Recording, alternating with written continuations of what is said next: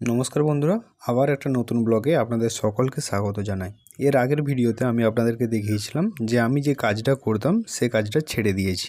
কেন কাজটা ছেড়ে দিয়েছি সেটাই আজকে এই ভিডিওর মাধ্যমে আপনাদেরকে জানাবো। প্রতিদিনের মতোই আমি ডিউটিতে যাওয়ার আগে যেমন নিজে রান্না করে খেয়ে যেতাম, আজকেও ঠিক রান্না হচ্ছে ডিউটিতে যাওয়ার জন্যই, কিন্তু আজকের রান্নাটা করছে আমার মা। আর এই হলো সেই বিড়াল বাচ্চা যেটাকে আমি রাস্তা থেকে গুড়িয়ে নিয়ে এসেছিলাম। এই বিস্কুট ছাড়া আর কিছুই খায় না। ভাতের সঙ্গে মাছ মাখিয়ে দিলে মাছগুলোই শুধু একটু বেছে বেছে খেয়ে নেয়। তাই আজ 10-15 দিন হয়ে গেল, এর মধ্যে আপনারা সেরকম কোনো একটা পরিবর্তন দেখতে পাবেন না। বিড়ালটিকে খেতে দেওয়ার পর আমি নিজের অগোছালো বিছানাটা একটু গুছিয়ে নিচ্ছিলাম। কোম্পানি থেকে জামা প্যান্টগুলো নিয়ে আসার পর খুব নোংরা এবং অগোছালো হয়েছিল, সেই কারণে সবগুলোকে কেচে একদম পরিষ্কার করে সাজিয়ে গুছিয়ে নিচ্ছিলাম। আজ এক সপ্তাহ খানিক রোদ বৃষ্টি এরকম হয়েই চলেছে, সেই কারণে মাঠে ঘাস কাটার একটুকুনো জো নেই। ঘরে যে 3টে ছাগল আপনাদেরকে রয়েছে দেখিয়েছিলাম, সেই ছাগলের জন্য কিছু কলাপাতা কেটে নিচ্ছিলাম। এগুলো আমাদের বাড়ির পেছন দিকেই হয়ে রয়েছে। এমনিতেও মাঠে সেই পরিমাণে ঘাস হয়নি, কারণ এই কয়েকদিন আগেই তো ধান রোয়া হলো। তাছাড়া ছাগল সবুজ ঘাস, সবুজ কলাপাতা এই ধরনের জিনিস খেতেও খুব ভালোবাসে। কলাপাতাগুলো দড়িতে করে টাঙিয়ে দিয়েছি, এতে পাতাগুলো নষ্ট খুব কম হবে, ধীরে ধীরে সব পাতাগুলো খেয়ে ফেলবে। নিচতে দিলে কি হতো, হাফ খেত, হাফ পায়ে মারিয়ে নষ্ট করতো। এমনিতেই পাতার পরিমাণ খুব কম। আর এই দেখুন, এই সদ্য কিছু লাউ গাছ ও বৈতাল গাছ হয়েছে।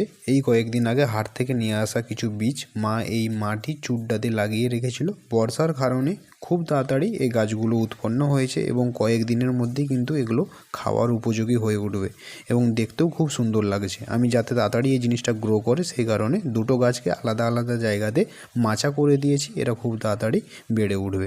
আর এই যে দেখতে পাচ্ছেন কিছু গুগলি রান্না হচ্ছে, যেগুলো এই বর্ষার কারণে পুকুরে হয়েছিল, মা সকালেই তুলেছিল। আমি এটা খেয়ে ডিউটিতে যাব। এটাকে আমরা এখানে গেঁড়ি বলি, অনেকে এটাকে গুগলিও বলে। এটা খেতে আমার সত্যি খুব ভালো লাগে। এই গুগলি কে কে খেতে ভালোবাসেন অবশ্যই কমেন্ট বক্সে কমেন্ট করে জানাবেন। কিন্তু এপাশে রান্না করতে করতে ঝিমঝিম আকারে বৃষ্টি চলে এসছে, বৃষ্টির সাথে কিছুটা রোদও রয়েছে, যেটা খুবই অস্বস্তিকর। আর এই বৃষ্টি আর রোদ মাথায় নিয়েই আজ কয়েক সপ্তাহ আমি এইভাবেই ডিউটিতে যাওয়া আসা করছি। আজ আমার প্রথম শিফটিং ডিউটি। আজ এক সপ্তাহ খানিক আমার জেনারেল শিফটে ডিউটি চলছিল। এখানে রান্না আমাদের কমপ্লিট হয়ে গেছে, এবারে খাওয়া দাওয়া করে আমাকে ডিউটিতে যেতে হবে। আজ রান্না হয়েছে, ঘরে 2টো ডিম ছিল, সেই ডিম দিয়ে আলু দিয়ে কারি করা হয়েছে, গুগলির ঝাল বান্না, সাথে রয়েছে উচ্ছে ভাজা। তো চলুন খাওয়া দাওয়া কমপ্লিট করা যাক। ডিউটিতে যাওয়ার জন্য ব্যাগে আলাদা করে কোম্পানির শ্যু ও হেলমেট নিয়েছি, যাতে বৃষ্টিতে না ভিজে যায়। আর এই অস্বস্তিকর আবহাওয়ার মধ্যেও নিজেকে রক্ষা করতে শেষ পর্যন্ত আমাকে রেনকোটের সাহায্যটা নিতেই হলো। আমি সবসময় গ্রামের ভেতরের রাস্তা দিয়েই যাতায়াত করি।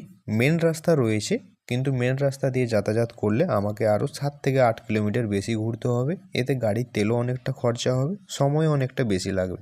তাই আমি গ্রামের রাস্তা খারাপ হলেও গ্রামের রাস্তা দিয়েই যাতায়াত করি, এতে আমার সময়ও অনেকটা বেঁচে যায়। আমি অন্য একটা কোম্পানিতে জয়েন করেছি, তাই আমি আগের কাজটা ছেড়ে দিয়েছি।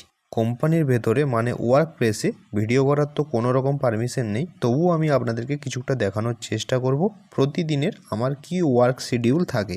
এটা হলো কোম্পানির ডেসপ্যাচ, যেখানে আমি এখন ডিউটি করি। কোম্পানির যত মাল কেনা বেচা হয়, নানান ধরনের গাড়ি এখান থেকে ওয়েট করানো হয়, তার সাথে সাথে কেনা বেচার সম্পূর্ণ হিসাবটা এই ডিপার্টমেন্ট থেকেই রাখা হয়। এর সাথে সাথে কিছু সিস্টেমেটিক কাজও করতে হয়, যেমন নানান ধরনের রিপোর্ট বানানো, গাড়ির চালান বানানো, নানান ধরনের ডাটা এক্সেলে এন্ট্রি করা, ইমেল চেক করা, এই ধরনের নানান কাজ সবসময় লেগেই থাকে। এই বড় অফিসটার পাশাপাশি একটা ছোট্ট কেবিনও ছিল, যেখানে আজ আমি ডিউটি করছিলাম। এই যে দেখতে পাচ্ছেন একটা সিস্টেম ওপেন রয়েছে, যেটার মাধ্যমে নানান ধরনের কাজ করা হয়। সাইডে একটা প্রিন্টারও রয়েছে, যেটার কাজ সবসময়ই লাগে। এবং এই রুমটাকে সম্পূর্ণভাবে শীতল রাখার জন্য একটা ছোট্ট এসিরও ব্যবহার করা হয়েছে। এর পাশাপাশি কোম্পানিতে যখন র্যাকের মাধ্যমে কোনো মাল কেনা হয়, সেই র্যাকের ম্যানুয়ালি কিছু রিপোর্ট বানানোর জন্য সেই সাইডেও আমাদের যেতে হয়। এই কারণে এই গাড়িটা এখানে দাঁড়িয়েছিল, এই গাড়ির মাধ্যমে আমরা সেখানে যাচ্ছি কিছু রিপোর্ট বানানোর জন্য। কোম্পানির ভেতরে যত রকমের ভিডিও আমি শ্যুট করছি, সম্পূর্ণ ভিডিওটা আমার ফোনের মাধ্যমেই হচ্ছে, সেই কারণে ফোনের ভিডিওটা একটু শেক করছে, আপনারা দয়া করে কিছু মনে করবেন না। রিপোর্ট বানাতে বানাতেই বৃষ্টি চলে এসেছিল, রোদও রয়েছে, সাথে বৃষ্টিও হচ্ছে, তাই আমি একটা ঘরের মধ্যে দাঁড়িয়ে সম্পূর্ণ রিপোর্টটা বানাচ্ছিলাম। প্রথম শিফটিং ডিউটি আমার বি শিফটে ছিল, মানে দুপুর 2টো থেকে রাত্রি 10টা পর্যন্ত। তাই কাজ করতে করতে প্রায় সন্ধে হয়ে আসে। আর এই সন্ধেবেলায় আমি বসেছিলাম অন্য একটা কাঁটাতে, যেখানে এক্সেলের মাধ্যমে আমি কিছু ডাটা এন্ট্রি করছিলাম। আমাদের এখানে মোট 4টা কাঁটা রয়েছে, আর আমি এতক্ষণ রয়েছি পুরাতন কাঁটাতে।